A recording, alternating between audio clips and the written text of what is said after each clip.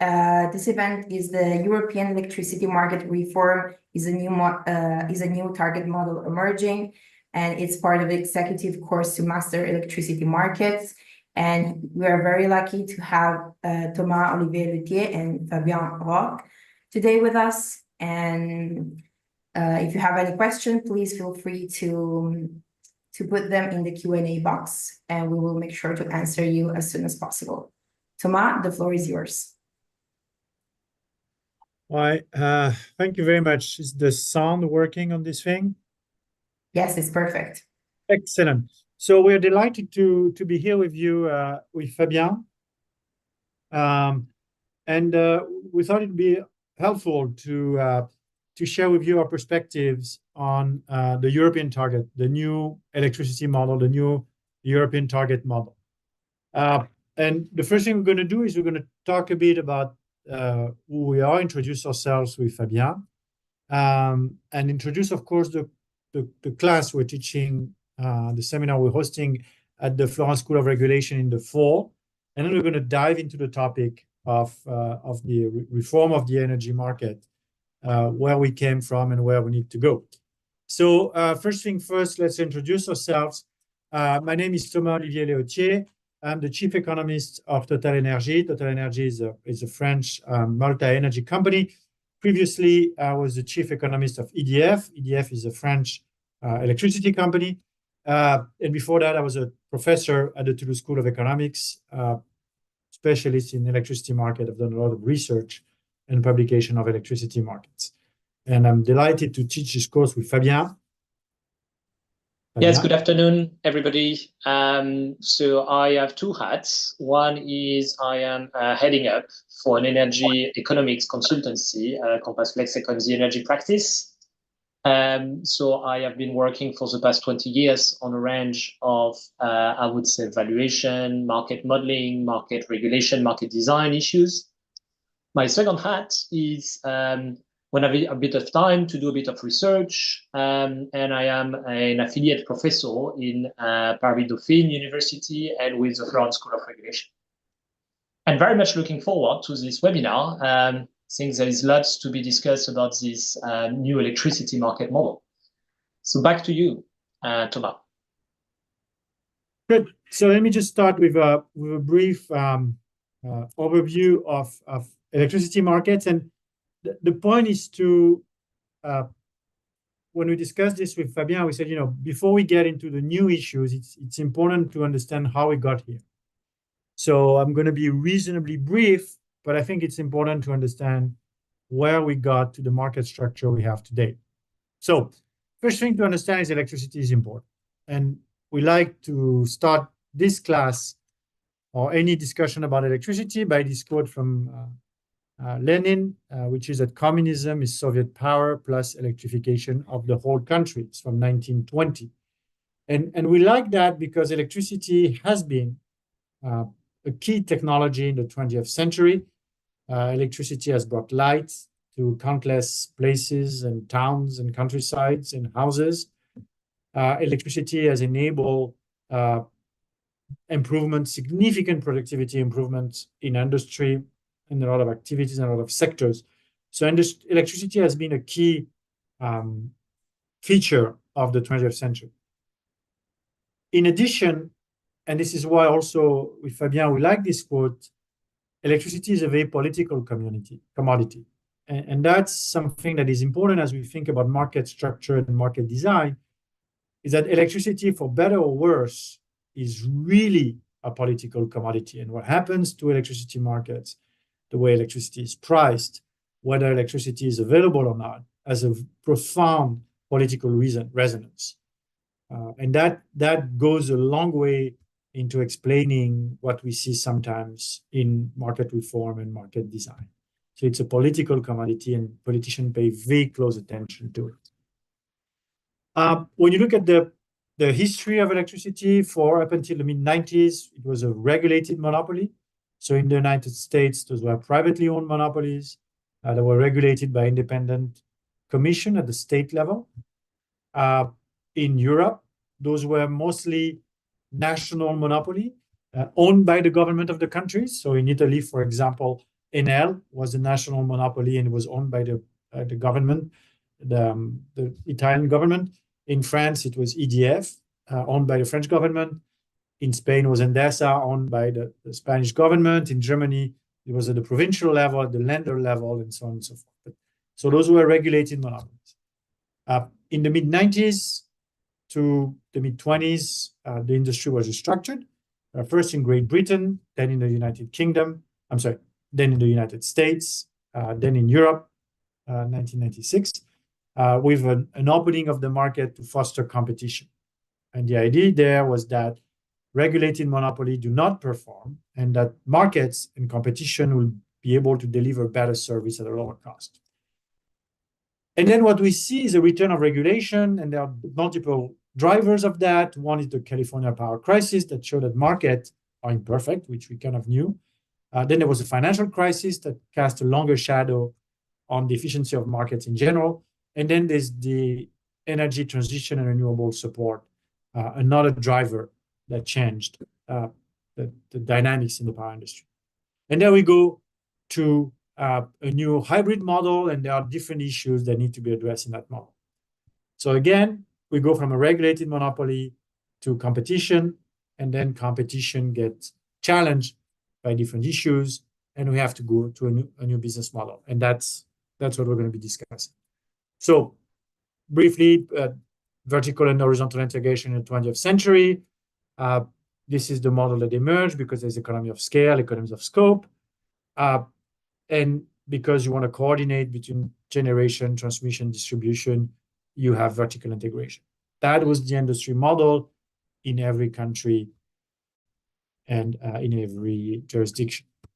In the early 90s, something happened.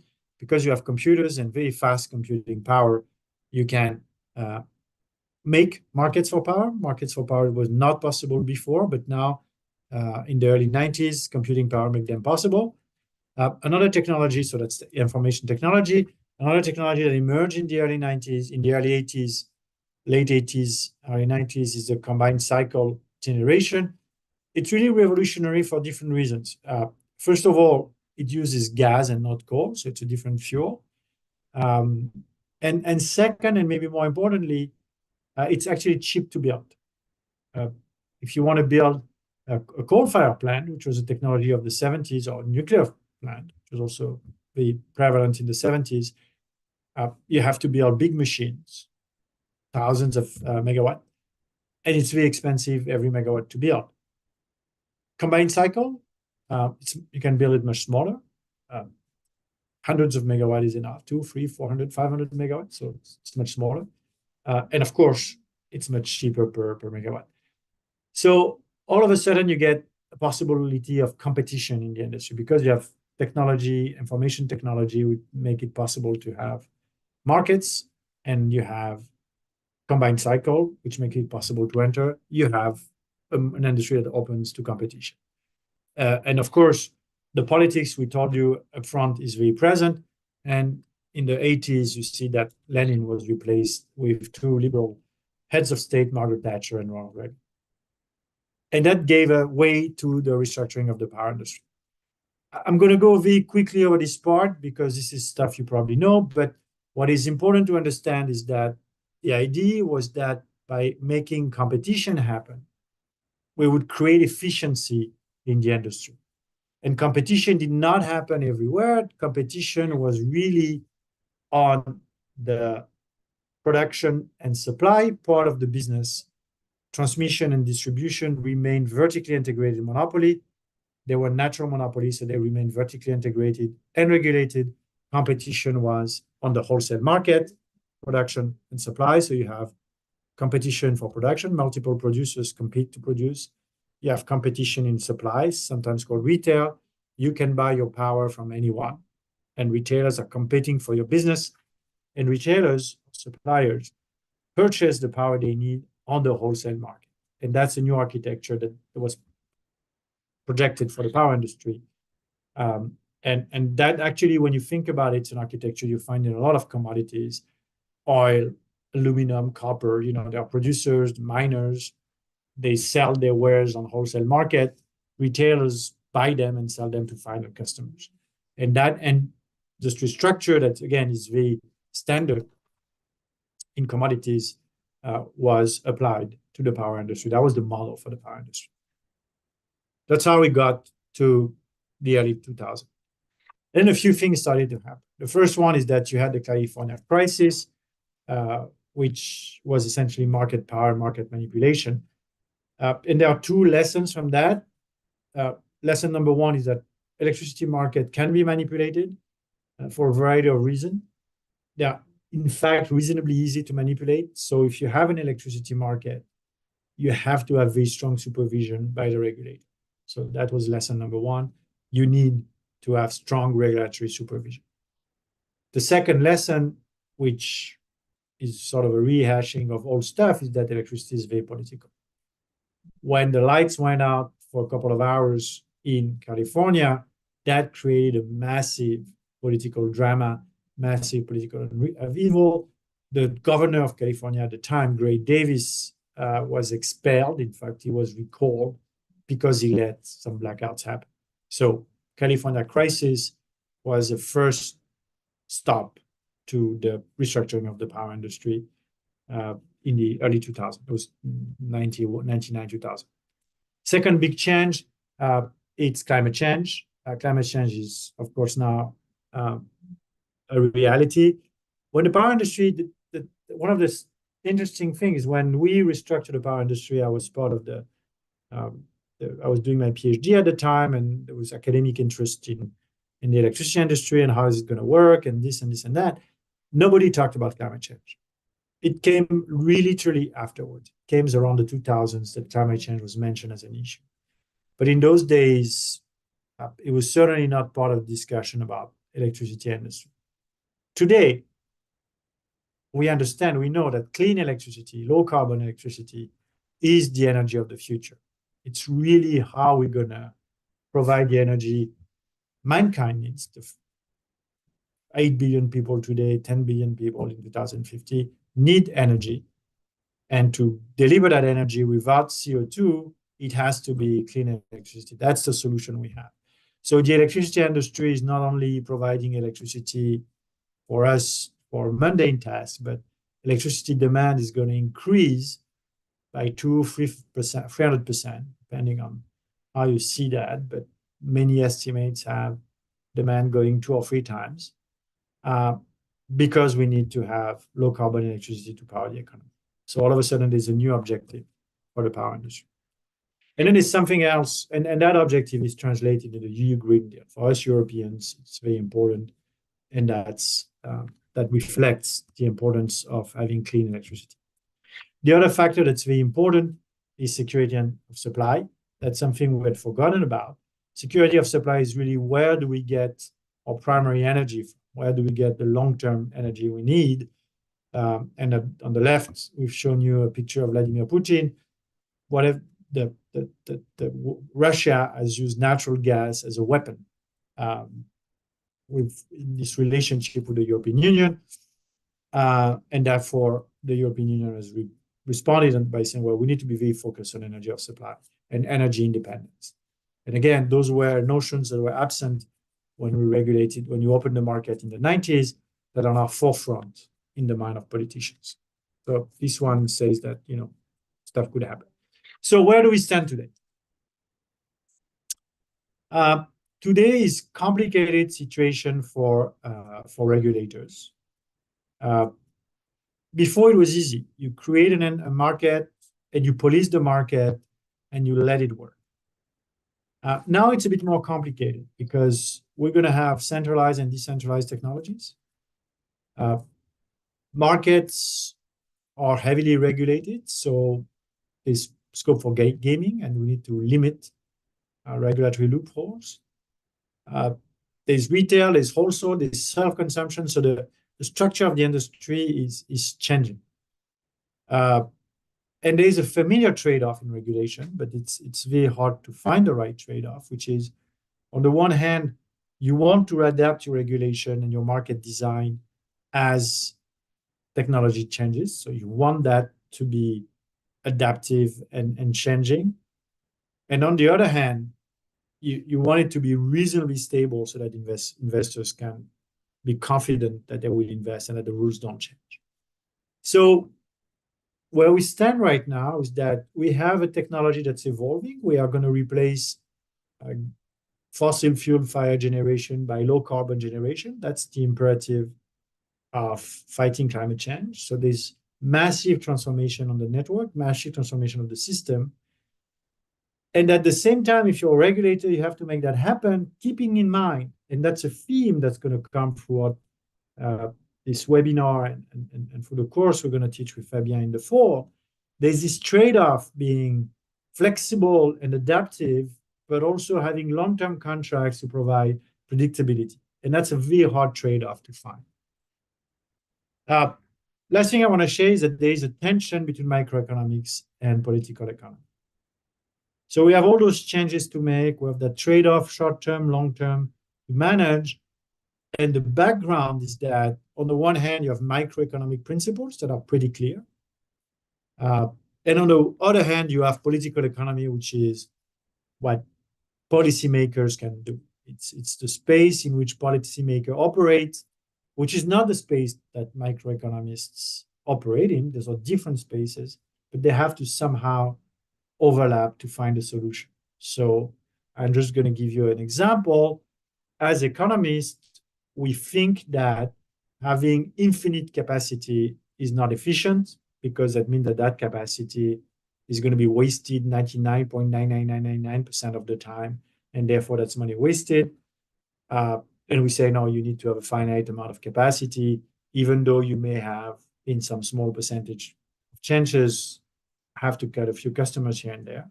So as economists, cutting customers to limit the amount of capacity is acceptable. Of course, as a politician, it's unacceptable. Having an enforced rolling blackout is exceedingly difficult to defend politically to your constituents and to your voters. So you see that's an example of the tension between microeconomics on the one hand and political economy on the other. And that's what people are navigating.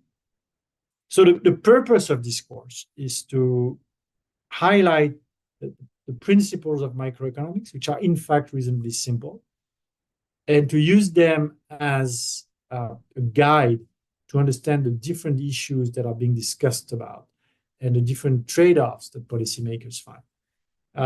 Fabien and I have been in this business for many years, and we are convinced, experience has confirmed us, that you need to understand a bit of the basic micro. You don't need to understand all of the equations, so on and so forth, but you need to understand enough of the microeconomics to be able to comprehend, make sense of whatever regulation is coming your way or that you have to design. And that's, I guess, the next step for you, Fabien. Yeah, thank you, Thomas. Hope you can all hear me well. Very concretely, what I want to do in the next few minutes is to talk about what people refer to as a third way.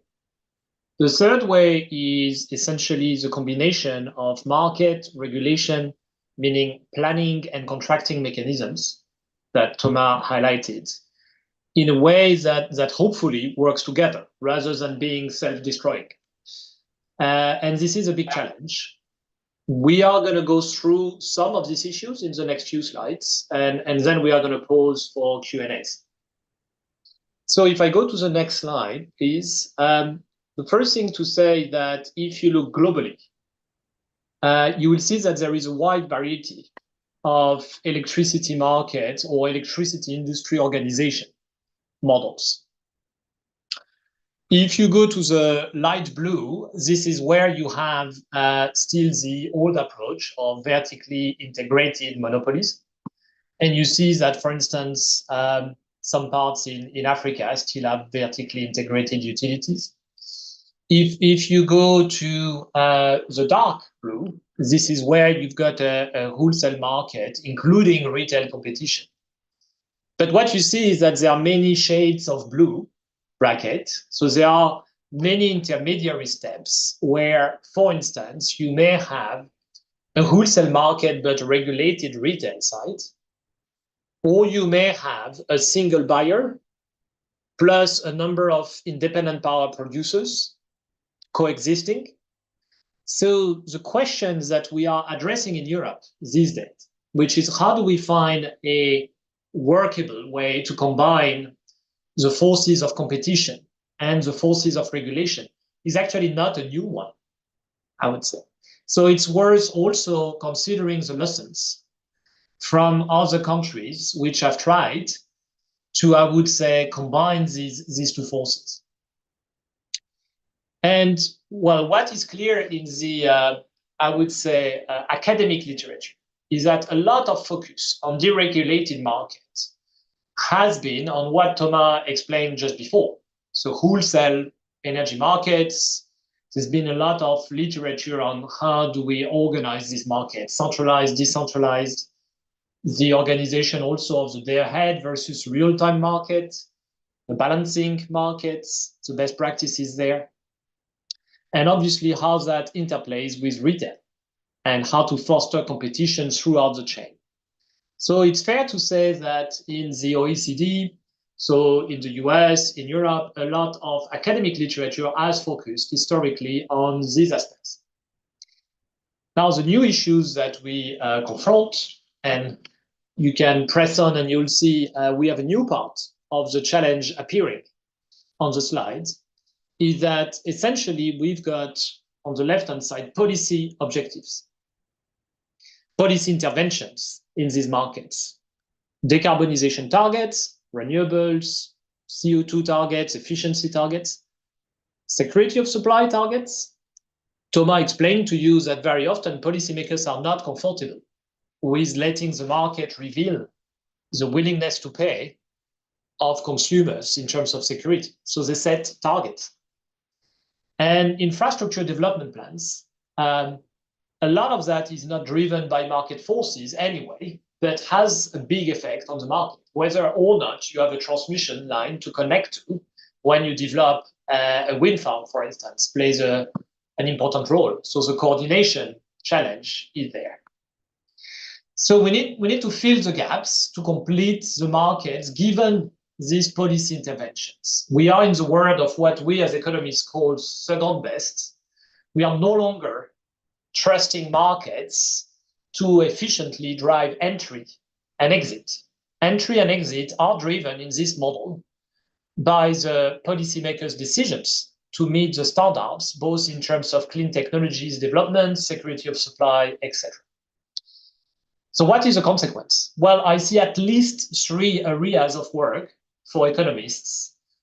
There's the first issue, which is if it's no longer the market determining the mix, we need a framework to plan what are the system needs. What do I mean by that? Well, we need to anticipate the new challenges arising with security of supply. I will talk more about that in a minute, but it's not easy with a lot more variable renewables. The second thing is if we want to have investment to meet the policymakers' targets, we will need some form of contracting mechanisms. And we have plenty of examples. We have contracts for differences. Historically, we had feed-in tariffs, feed-in premiums, green certificates. We have capacity mechanisms as well, and flexibility mechanisms now. So we need long-term contracts. There are plenty of questions on how you design these contracts so that they are efficient and so that they are least distortive for the market, because contracts can introduce distortions in the market. So we need to be very careful with their design and functioning. And the third area, I would say, where we have new issues for research and practitioners is that obviously this is coming at a cost. You know, there's no free lunch. So if you want to have long-term contracts, if you want to support some specific investments through long-term contracts, the consumers in the end need to pay for it, right? So you need to decide how you're going to allocate these costs to consumers and how that is feeding through the retail markets, but also obviously feeding back to the way you plan the system. So this is essentially the new issues that we see with this new target model bracket, which is combining or trying to combine the forces of competition, as we used to know them in Europe, with, I would say, planning and contracting mechanisms that are aiming to ensure that we meet the policy targets.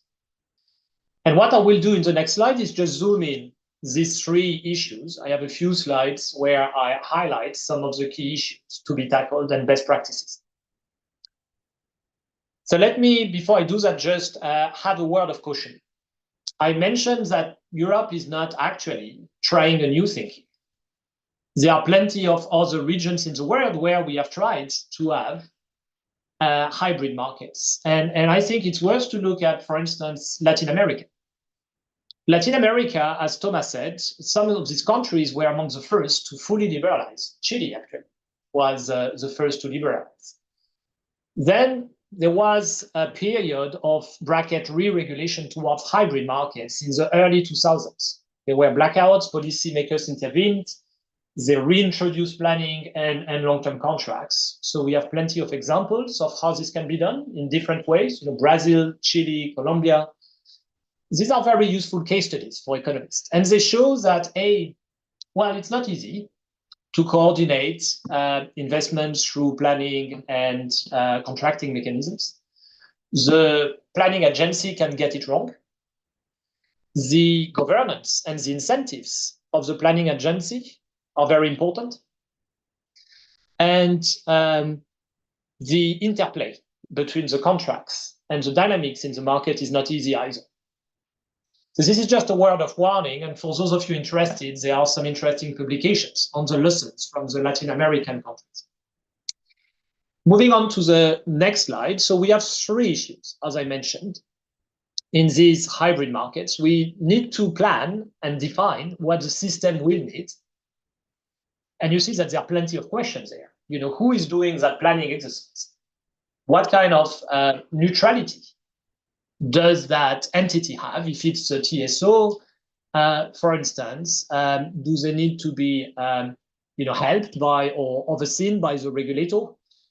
And given that we have new challenges regarding security of supply with the growth of renewables, what are the methodologies that we need to develop? Second stage, contractual and hedging mechanism. As I said, there are plenty of different approaches there. You can contract for different products, for different timeframes, with different, I would say, approaches regarding the spot market. So there must be things to avoid. And indeed, there are a number of things that I will emphasize very soon. And that links to the third point. We need to obviously try to make sure that the energy market, short-term markets, are still able to function in an undistorted way because they have an essential role to play. They need to signal scarcity. They need to signal where prices would reflect constraints in the system and willingness to pay of people. So obviously, this is not easy to reconcile with the other things, but it's our challenge. I will just say a few more words on each one of these steps. So on the next slide, first, how do we assess the needs in the system going forward? So we have some policy targets. Policy targets in terms of, for instance, clean technologies, CO2, security of supply. But fundamentally, the issue of security of supply is a lot more complex than it used to be.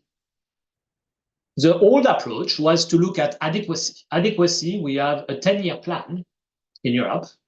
You just look at your expected demand, peak demand, compared to your installed capacity. I would argue that this is no longer sufficient. Why? Because with a lot of renewables, you may have many periods during the year when you have system stress, even if you are quite far from peak demand. So the old methodologies need to be adapted, right? We also need to anticipate some of the new challenges emerging, for instance, local challenges in the system, local voltage issue, inertia, incompressibility issues, the fact that you've got too much and you cannot reduce it further because of technical constraints. So that leads to, in our view, I would say, expanded approach to identify the system needs, both in the long term, in the short term, looking at firm capacity, flexible capacity, network infrastructure. And there is some work underway. We'd be happy to share with you during the course or separately some insights on what are these new methodologies.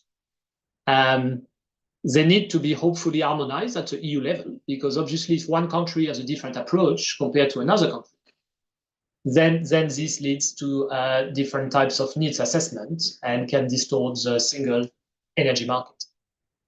Moving on to the next challenge. How do you design long-term contracts? I will start with CFDs. You have different types of long-term contracts. You can have PPAs, where the counterparty is private. I'm not going to talk about this today. I don't have the time. I'll be happy to talk about it during the course or separately with you. Let's focus on CFDs, contracts for difference.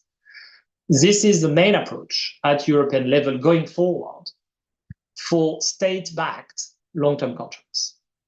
Now, there are issues with traditional two-sided CFDs. Let me explain.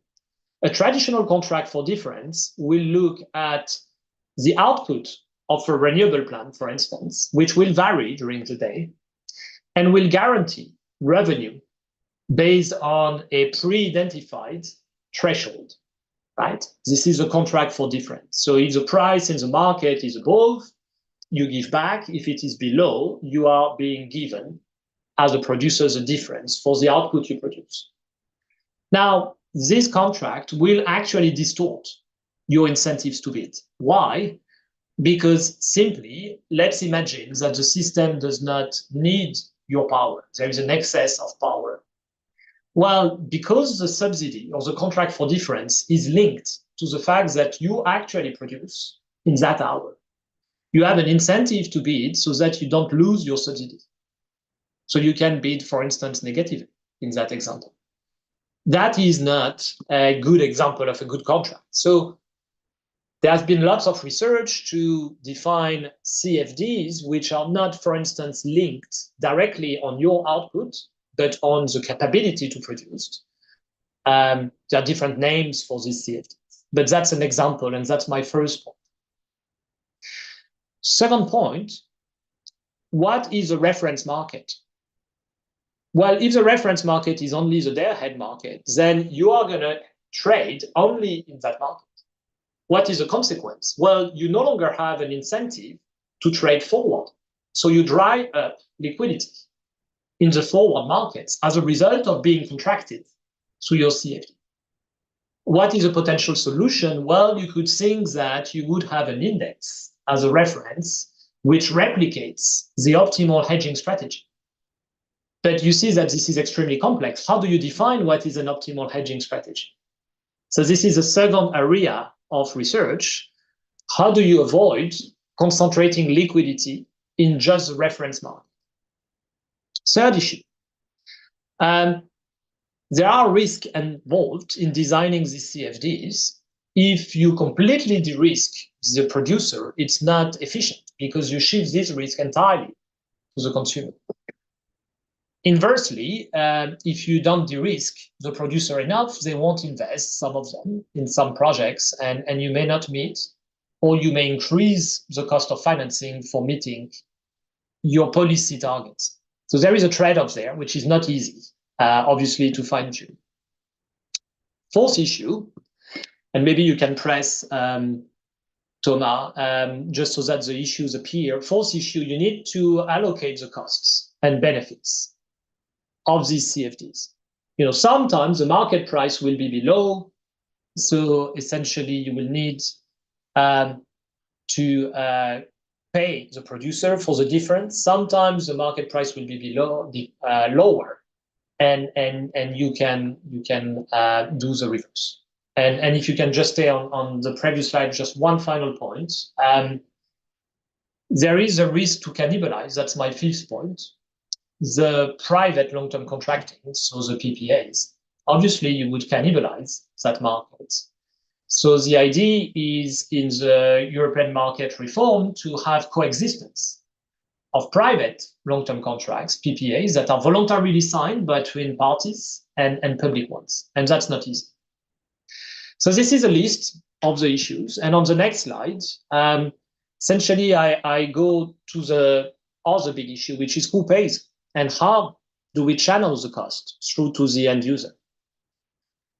There are 4 broad options here, just to make it simple. You can say the cost of my long-term contracts here will be passed to the bill of you and I through a component in the retail price, which is equivalent to the component paying for the grid charge, right?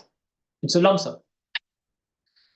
Well, that is not so simple because, for instance, first issue, do you make it proportionate to consumption, or do you make it proportionate to something else?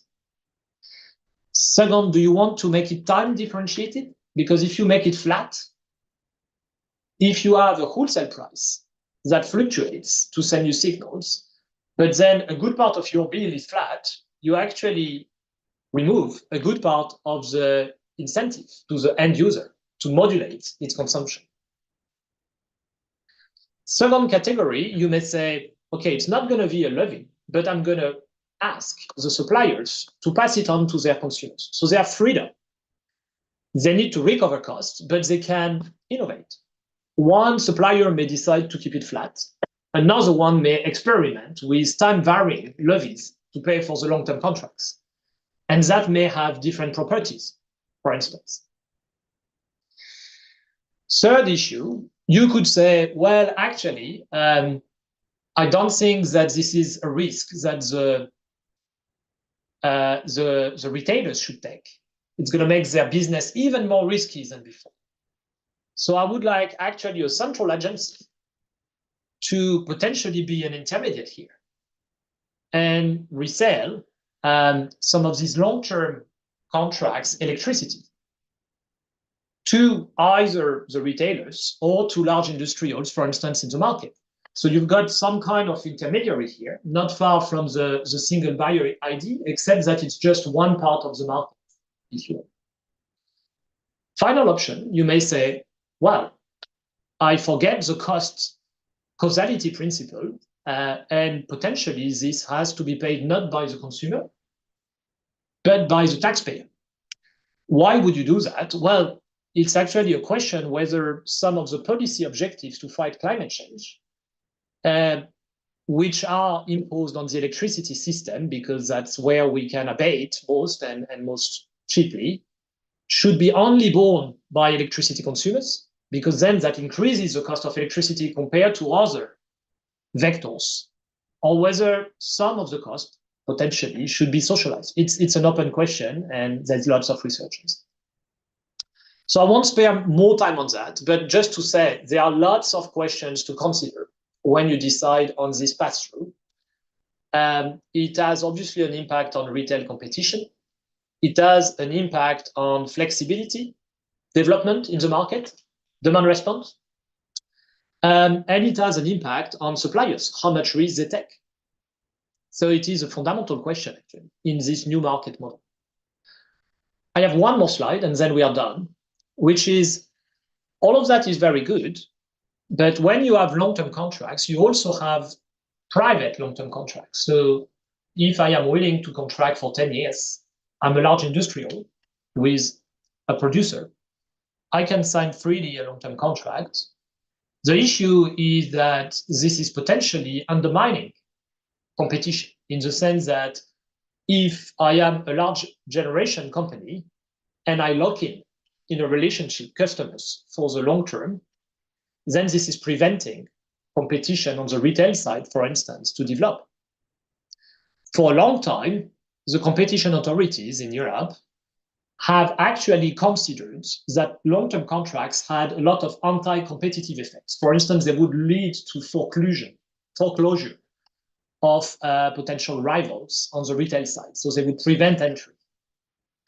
They would dry up liquidity. And therefore, long-term contracts had a lot of, I would say, negative effects on competition, which were more important than the potential benefits. Some of the benefits are, well, we know it facilitates investment.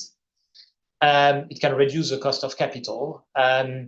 It can also, there is some literature on that, actually reduce the ability to exercise market power in the spot market. There is an Alas and Villa paper and then literature deriving from it.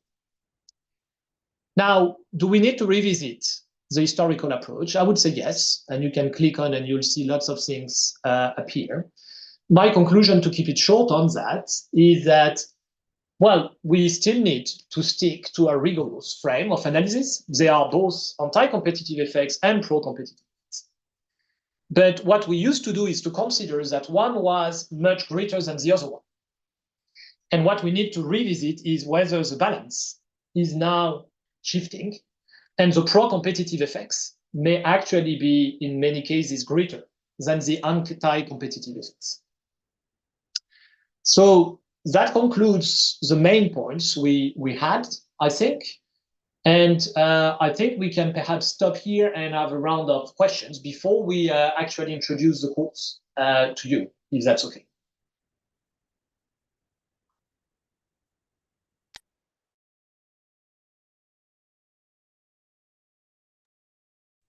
Okay, so we have one question in the Q&A box. I don't know if any Fabien or Thomas you prefer to answer. I'm gonna read it out loud. The first one is: the power bill has three parts of equal importance: energy, power, taxes, network. If taxes are flat, flexibility incentives are low, and there is a trade-off between network and production of combined cycle gas for dealing with variability of renewables. Competition for the market may deal with all these points. You can answer, either one of you. Please go ahead.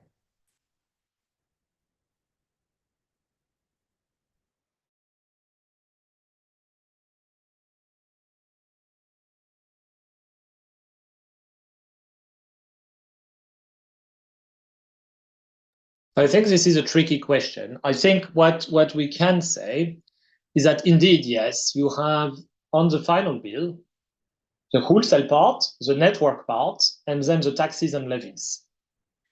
If in this new model, a good part of the long-term contracts end up being a net cost, remember that these are two-sided CFDs. So depending on the market prices, in some cases, they can provide net benefits, right? But let's assume that they are a net cost. Overall, this would increase the levy part on the bill, right? Now, whether the whole bill would increase or not depends, of course, on what happens on the generation part, because you are forcing into the generation mix a lot of low variable cost technologies, which, as we know, has the consequence of reducing, everything else equal, the wholesale price. So that's, I think, what we can say. I don't know if that addresses your question.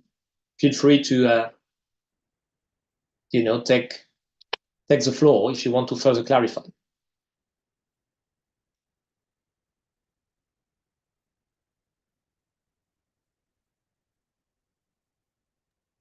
Okay, we have another question.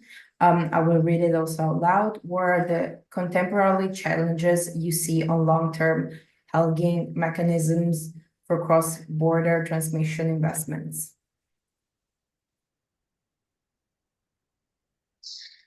So if your question relates to investment in interconnectors, I'm not sure how to interpret it, cross-border transmission investments, is that the idea is that you would invest in a merchant line, for instance, connecting two countries. If that is your question, then obviously the business case depends on your expectation of the spread in prices between two countries. Now, this is a merchant model, but there are also many alternative models. For instance, a regulated model where the TSOs themselves, and this is a model by default in Europe, would invest and would get the congestion revenues. And then you can have models which are in between, such as in the UK, you have the cap and floor model for interconnectors, where you are going to be earning revenues within a cap and floor, which can fluctuate depending on the spread, but you are going to be protected by a floor, and your revenues are going to be capped by the cap. So I think that's what I can say. There is a variety of model for cross-border investment in these lines in Europe. Great, thank you very much. Here's another one. Should the CFD auctions be technology neutral? Also, how the reference price should be selected so that there is minimum distortion in the short-term market. It avoids missing money problem. So, Thomas, let me know if you want to take it. I'm happy to start. So on the CFD auctions, I think you need to define first the things that you want. That is the planning stage, right? As we discussed in this new hybrid model. And you may want either a technology neutral approach, in which case you will say what I need to define is the products which have value in my system. So this is why I refer to defining the system needs. I need clean energy, I need firm clean energy, I need flexible energy. These are the products, and they can be technology neutral, right? And then you would auction for long-term contracts based on these properties. So any technology can compete as long as they meet the criteria. That's one approach. And for economists, technology neutrality has many benefits. It allows, competition, innovation, etc. Another approach is to say, well, actually, I will define specifically which technology I need. In doing that, you may prevent competition between different technologies, innovation, etc. Right? Because the planner may not be best positioned to anticipate which technology are needed. So yes, I think the simple answer to your question is for economists, technology neutrality is an important principle to foster competition between technologies.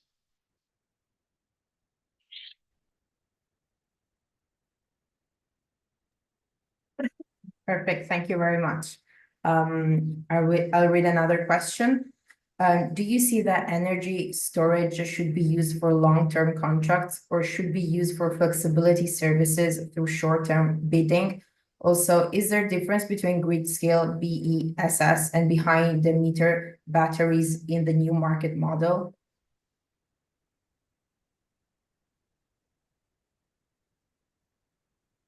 So I'm happy to start with this one as well. So you're asking essentially the question of long-term contracts for flexibility resources, right? Either storage, but you could have other ones, right? You could have demand response. And in storage, you have different things. You have decentralized batteries, for instance, or even electric vehicles. If they are plugged in and there is vehicle to grid, you can consider that as storage in one way. But then you have also large scale storage, utility scale. And I think we need to very carefully, as I said, make sure that if we design a long-term contracting mechanism, it is not introducing a bias competition between the different sources of flexibility. And that means thinking very carefully about the product definition. I hope that addresses your question.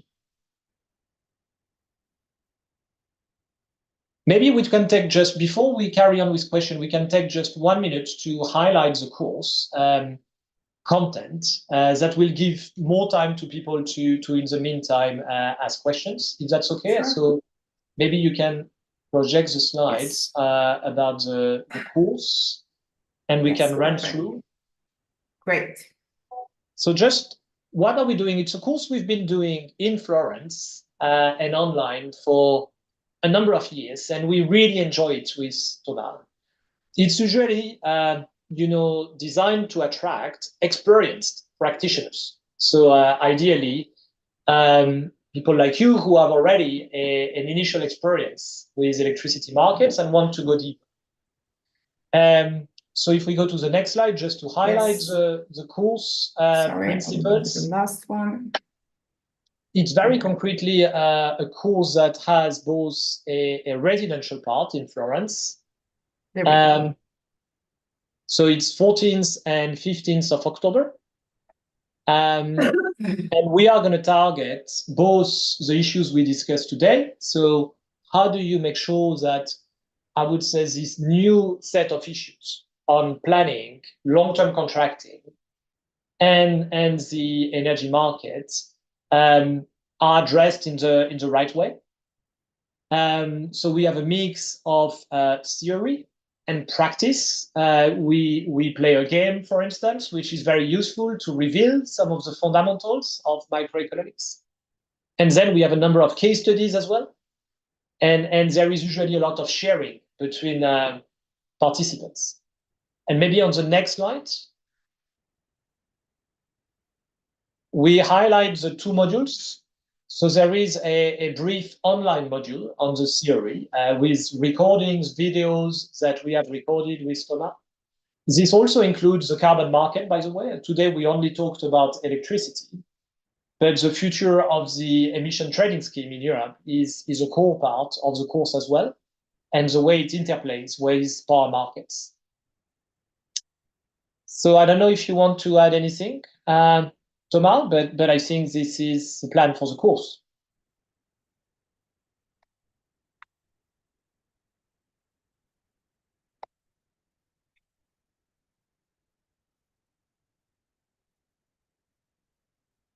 Roberta, I don't know if there is anything you want to add on your side. I think registrations are still open. Yes, exactly. They're open. I go to the previous slides, and here, yeah, you can register by August 26th.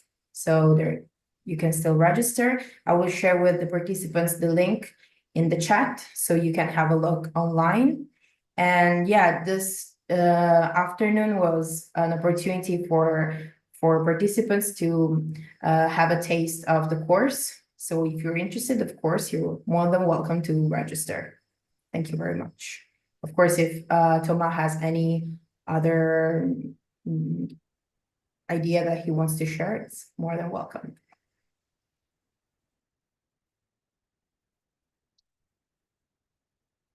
If not, maybe let's see if there is any final question that has arrived in the meantime. Sure. Okay, so I'll read another one. This is about what should be an ideal model of socialization of deficits in CFD pool. Why Germany migrated from EEZ to state grant? Wow, you have actually two very separate questions here. I think on the socialization of deficits, meaning how do you pass the costs, right? I highlighted on my slide 4 different families, right, of approaches. They all have pros and cons. So the ideal model will fundamentally depend on how you will prioritize different objectives. For instance, whether or not it's super important to de-risk for the supplier its business, or whether or not it's important for you to, I would say, send time-differentiated signals to the customers, or whether you want to have some innovation and differentiation in the approach this is passed through to the customer. You will answer this question differently with different models. So this is exactly the kind of issues we would be discussing in the course, by the way, and on which we do research, I do research. There are different models, they have pros and cons.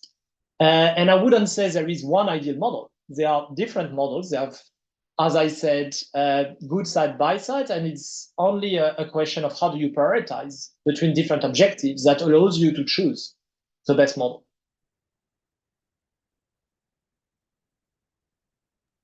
Perfect. Thank you very much. I'll read another question. This one is, would request you to help understand why UK retail tariffs are high, even though wholesale market prices are stabilized now? So I think, hold on here, you are comparing 2 different things. You are comparing the wholesale price and the retail price. The difference between the two includes, well, first the grid component, and then the taxes, levies, and obviously the retailer margin, right? So if you want to understand the difference, you need to look at these different things. and analyze whether the grid tariffs have gone up because, for instance, you need to finance additional grid investments, whether the retail margins have gone up or not, etc. This is a way to address the question from an economic point of view. I think we probably have time for a last question, and then we wrap up. Perfect. I'll read the last one out loud. Wholesale and balancing ancillary revenues are being cannibalized due to the introduction of higher levels of renewables. How can we incentivize the delivery of low net zero compatible generators through capacity mechanisms, given the uncertainty around the future wholesale revenues? Well, this is exactly the point, Jürgen, of these hybrid markets. We are saying, naturally, in principle, you would have a self-adjustment mechanism, right? As you cannibalize revenues, you would have less entry of renewables because they are less profitable on a market basis. But we don't see that happening. Why? Because policymakers want to carry on and accelerate with more renewables. You would have also entry of flexibility resources, right? Because the price differences would make it profitable. But there may be barriers to entry. And that is leading to these CFDs, meaning these contracts which are there to reduce risks for investors. But the problem is that you may, I would say, amplify the problem, the source of the problem, because you may over invest in the market through the CFDs, which leads to even more cannibalization. So this is why I emphasize that a well-functioning hybrid market is one where you have this feedback loop and you have planning processes, which are also identifying what resources are needed and valued in the market. Because otherwise you risk completely disconnecting what you procure, the contracts, from what are the system needs. Let me take a concrete example. In a system where you have already a lot of renewables and you add another plant, maybe that plant has very little incremental value. And maybe what should have been done instead is to assess what has critical value for the system, which is maybe a flexible resource, right? So I hope that example explained why these hybrid markets that I highlighted raise a lot of implementation questions. They are very complex to, I would say, get right, but that is our challenge for the next decade, because whether we like it or not, I think this is the way Europe's electricity markets are going. We are now in this world of hybrid markets. Perfect. Thank you very much. So we wrap up this event. Thank you for both the speakers and also for introducing the course and for sharing with us your expertise this afternoon. And also thank you for all the participants who asked questions in the chat. And yeah, that's it. If you have any final remarks, please. So we look forward to perhaps meeting some of you in Florence in October, and wish you a good afternoon. Thank you to everyone, and we hope to see you soon. Thank you very much.